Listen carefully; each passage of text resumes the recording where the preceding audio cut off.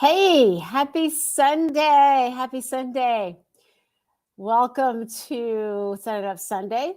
I am Renita Alexander, the Leadership Locksmith and the host for Set It Up Sunday.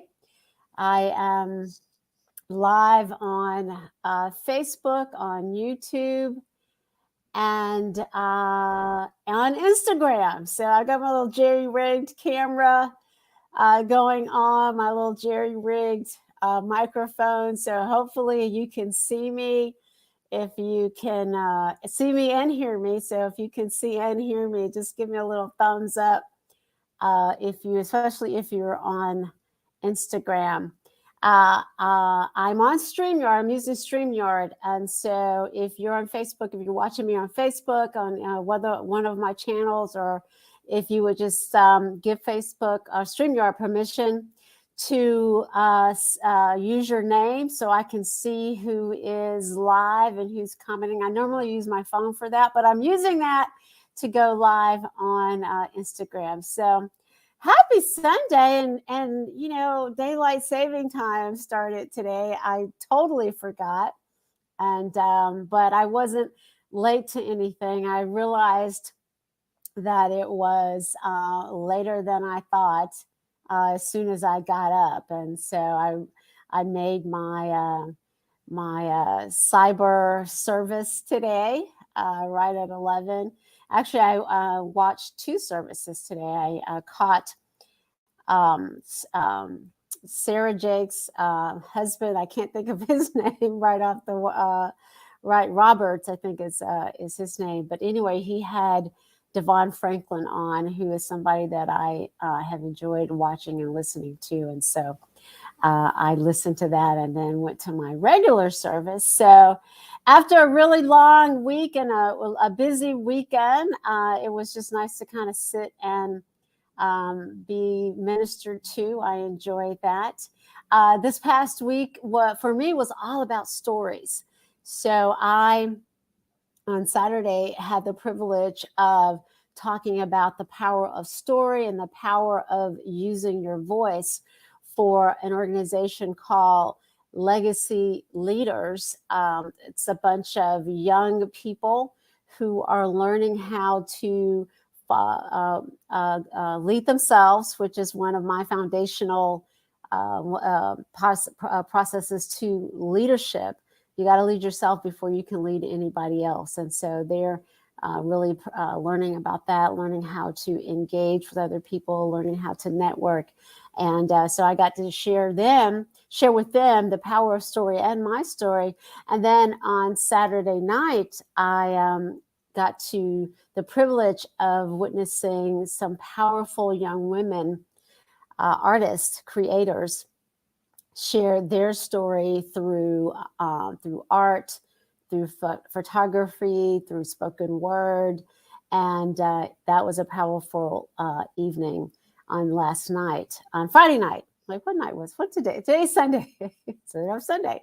That was last night. It seems like it was a really long time ago.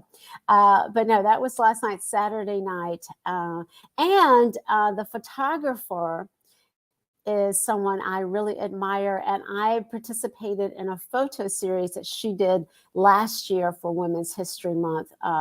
It was her story, and it was basically women that who she admired, that she asked to share their story. So it was kind of a photo story that she shared. She's done this a couple of times. This last time she focused all on women. So I was a part of the exhibit, and that was super fun. But the power really was, of course, in what they shared, their journey, how they have made art profitable for them, et cetera, et cetera. And some of the people in the audience really connected to that, which is the power of our story. And so let me just backtrack for a second. Set It Up Sunday is all about how we set ourselves up for success in whatever way we define success. It's about intentionality. And so I talk about different things things that we can be intentional about. And so, of course, this Sunday, I want to talk about just sharing your story. And why is that important? Well, it's important if we want to be of influence. People respond to stories that are compelling, that talk about our real life experience, that share some authentic piece. When we share some authentic piece about our lives, that has an impact on audiences, or be it readers or someone that's listening to us. That impacts them in a way that just plain information cannot. And that's because our brains are wired for stories. Now, there's a whole bunch of emotional things that come that are the reason for that.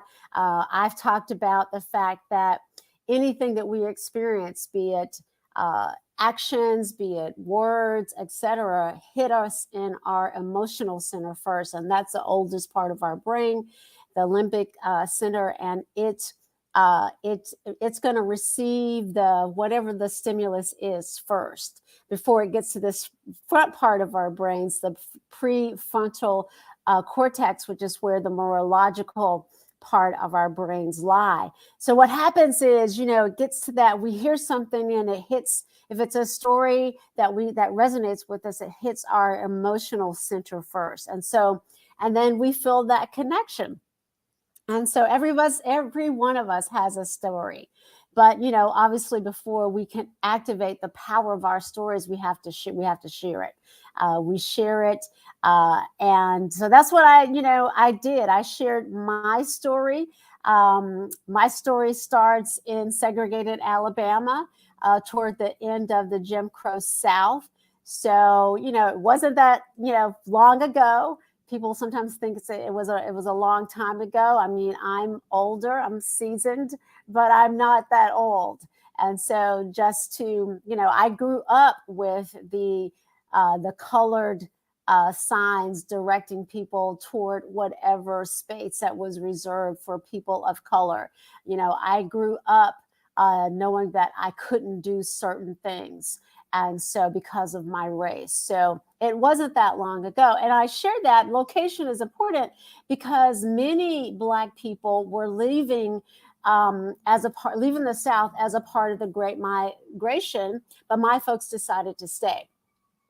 They chose the overt racism of the small town Alabama to the covert racism of cities like Chicago, which is where I am now, where people, had an expectation of freedom, but experienced more oppression.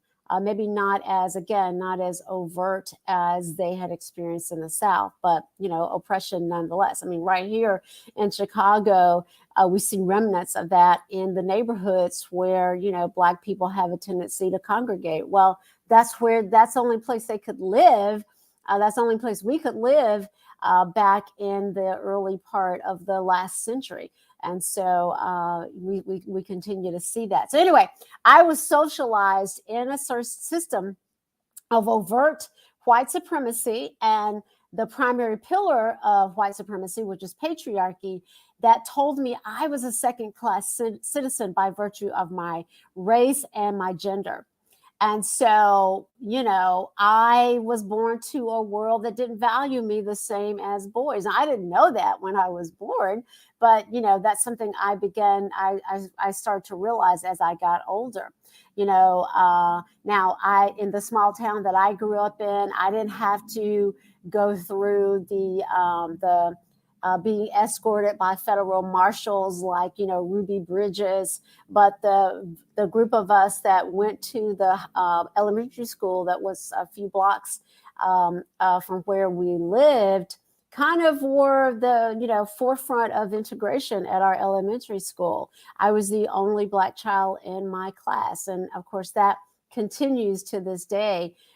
In some places, usually by choice, but and this was a choice. We moved and integrated the neighborhood that we lived in a little prior to forced busing in my small town. But it didn't stop me. I didn't have to be escorted to school by federal marshals, but it didn't stop me from experiencing the isolation, even the low expectations of racism. And then there was things that I was told about myself that led me to not be 100% sure that I knew what I was good at, what I wanted to pursue as I got older. But luckily I had people in my life that told me I could be a leader and told me to lead, and of course led to me being a part of the Air Force, where I continued to kind of learn. I grew up in the South, where disagreement was disrespect. I'm sure some of you can relate to that. Well, it's kind of hard to not be able to disagree when you are the leader, because if you're leading a team, you can expect some disagreement. Everybody's going to have a different opinion. So I realized, I understood, I recognized as a young officer that disagreement was to be expected, even encouraged on a team. I realized early in my life that responsibility with no authority really sucked. And so when I came into the military, I really learned how to foster relationships in a way that was comfortable for me. I'm kind of a, oops, I'm kind of an ambivert. And so, I had to find a way that worked for me, that allowed me to engage and not, stress myself too much. And I also, felt like and learned that the most sacred responsibility of a leader is to develop other leaders. And so, I tried to practice that. I worked on self-awareness. I worked on learning how to look for disagreements. I learned how to interrupt and not be interrupted by the men that I worked with. I learned that, sweet tea, or sweet is for tea.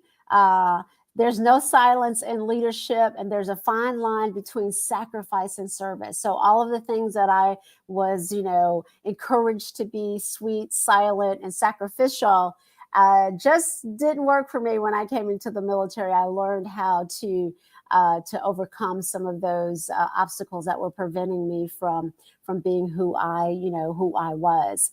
And one of the stories that I shared is the apprehension I felt when I really decided I wanted to be a group commander. But when I looked around, I didn't see a lot of people that looked like me that were in that position, until I remembered Brigadier General Teresa Steele.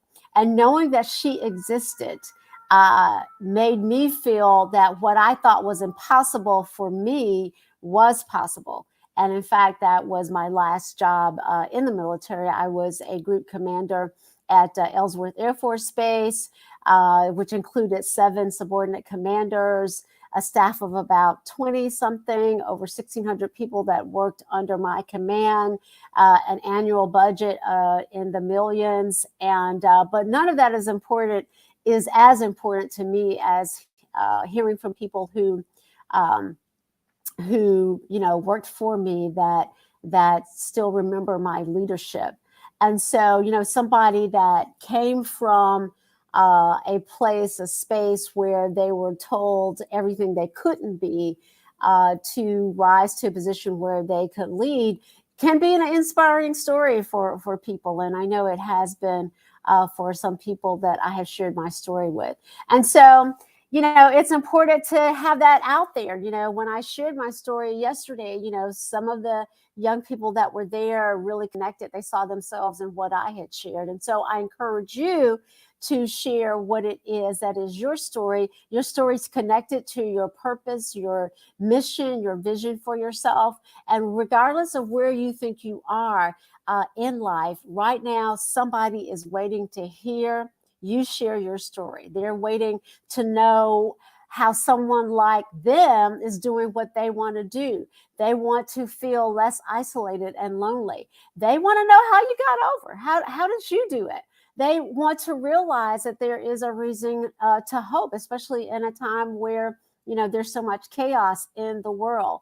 Maybe they want to hear your story so they can invest in your vision, or they hear your story and see you as someone who can be a part of their vision. And so I want to encourage you to be intentional about sharing your story.